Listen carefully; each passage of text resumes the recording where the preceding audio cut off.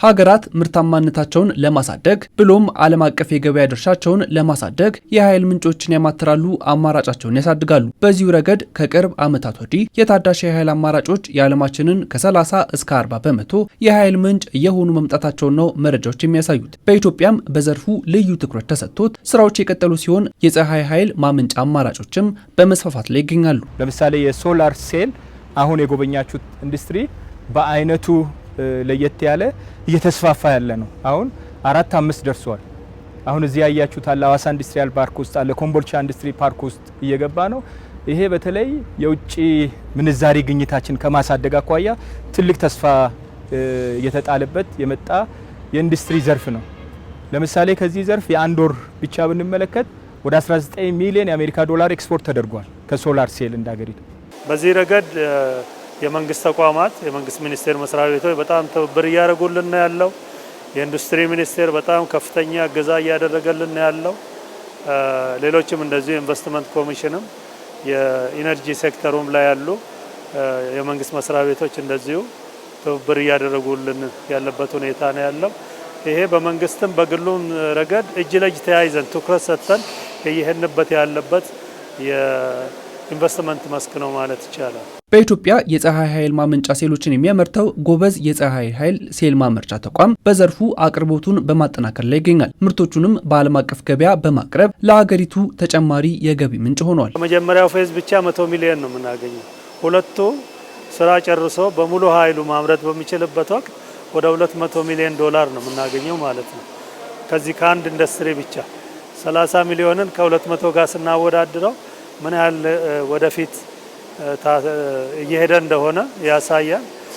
እና ሌሎችም አሁን እንደዚህ የሚመጡ አሉ ተሰባስበው በሶላር ረገድ የሶላር ሴሎችን እያመረትን ወደ ውጭ ኤክስፖርት ካደረግን በአጭር ጊዜ ውስጥ ለኢኮኖሚያችን ትልቅ አስተዋጽኦ ይኖረዋል ማለት ነው። ፌዝ ዋናችን አልቆ ወደ ኤክስፖርት ገብተናል። 100% ኤክስፖርት ካምፓኒ ነው።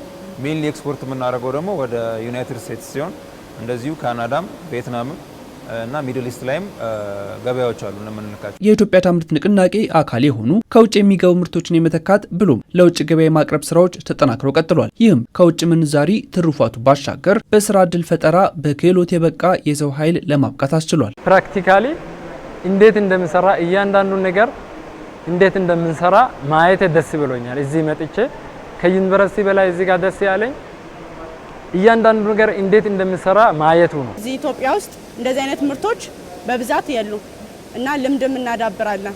አዳዲስ የስራ ክህሎቶችን እናዳብራለን። 600 ሰራተኞች ፋብሪካው በ6 ወር ውስጥ ማሽነሪ ተክሎ ስልጠና አከናውኖ ወደ ምርት የገቡበት ሁኔታ ነው ያለው። ሱፐርቫይዘሮች አሉ ሂደቱን የሚከታተሉ።